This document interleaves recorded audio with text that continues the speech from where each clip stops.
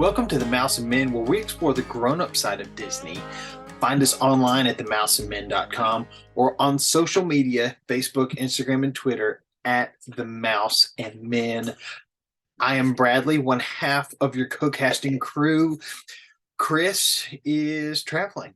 It's not Adventures by Disney. It's not to Disney World or a park, but they are traveling for summer vacation.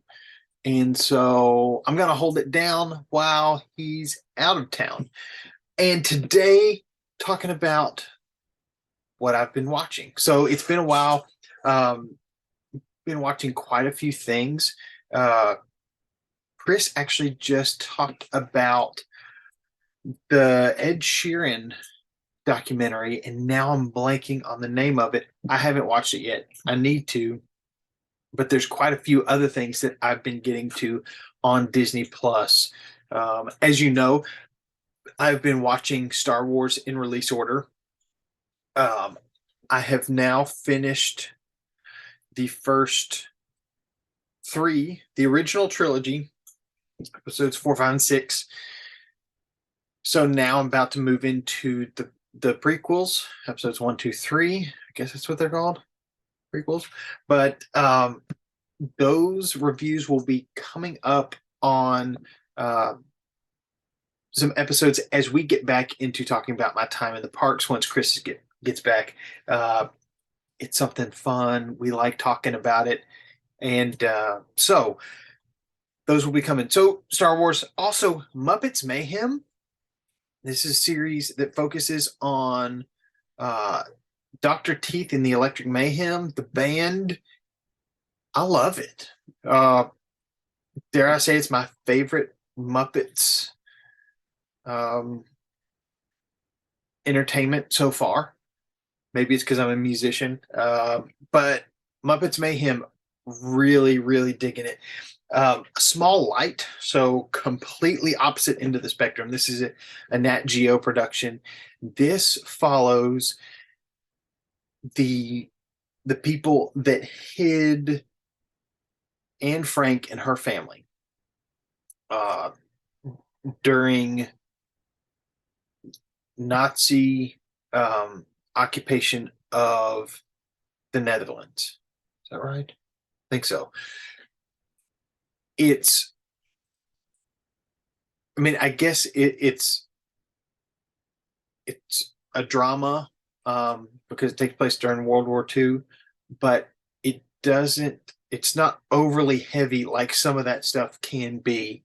But only an episode, I think I'm only an episode in, and I love it. So a small light, just following the people who, not necessarily following Anne Frank and her family, but following those who helped hide them. Spider-Man Homecoming, I hadn't seen it. The Spider-Man movies are starting to appear on Disney Plus, so I've seen all the Tobey Maguire movies. I went back and watched I guess the Spider-Man 3, where Venom is introduced in the Tobey Maguire series. Because that was the one that I think I'd only seen once before, so went back and watched it. And I may have watched it on TV, so I may not have seen the whole thing.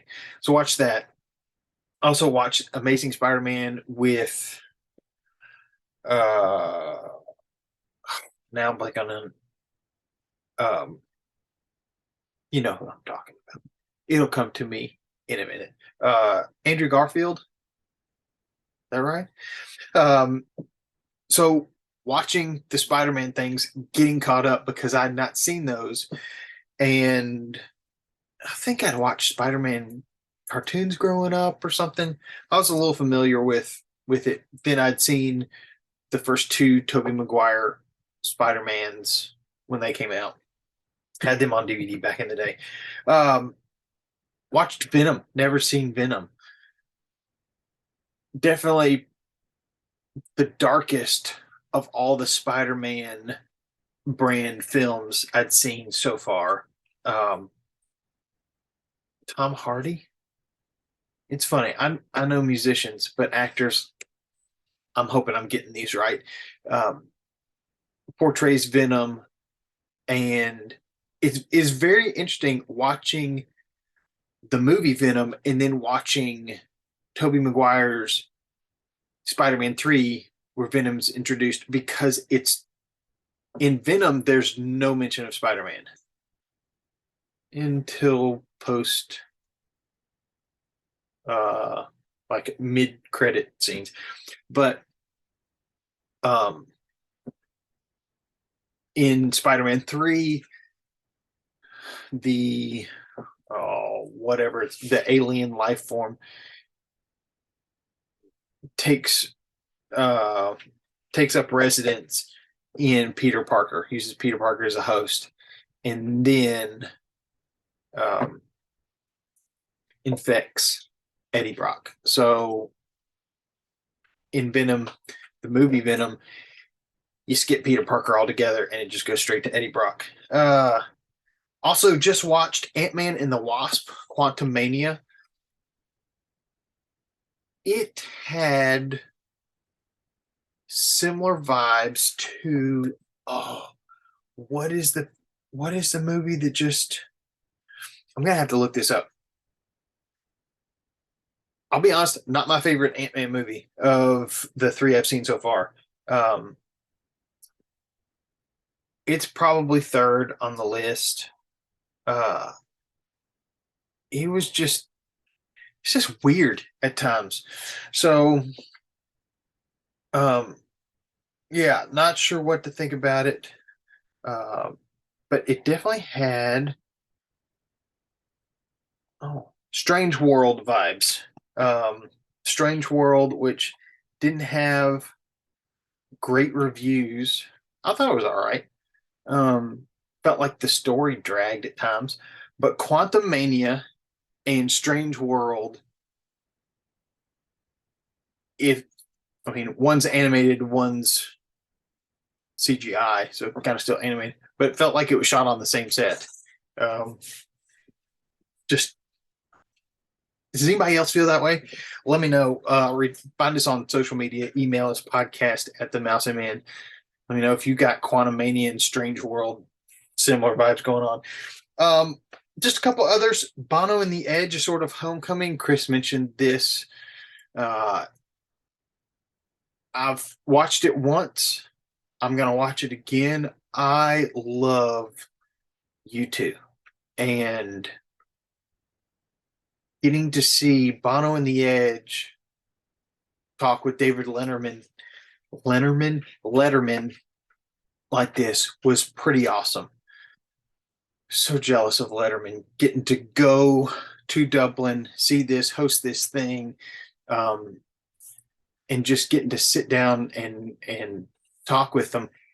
It was a pretty cool thing. If you have enjoyed U2's music at any point in their 40, 50-year career, 40-year career, go check out A Sort of Homecoming.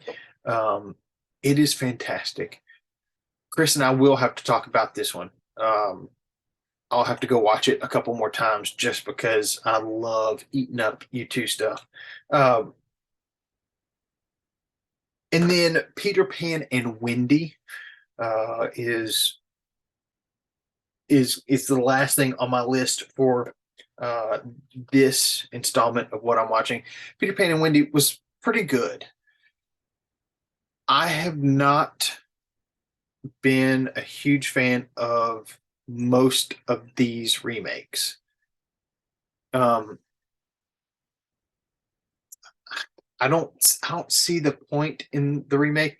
I watched it once. I don't know that I'll watch Peter Pan and Wendy again. If my wife wants to watch it, maybe, but I don't know that she's interested. I watched it because Peter Pan was one of my favorite movies growing up. So kind of wanted to see what they did with it. Interesting storylines.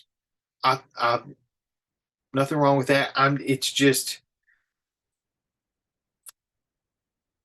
I don't know.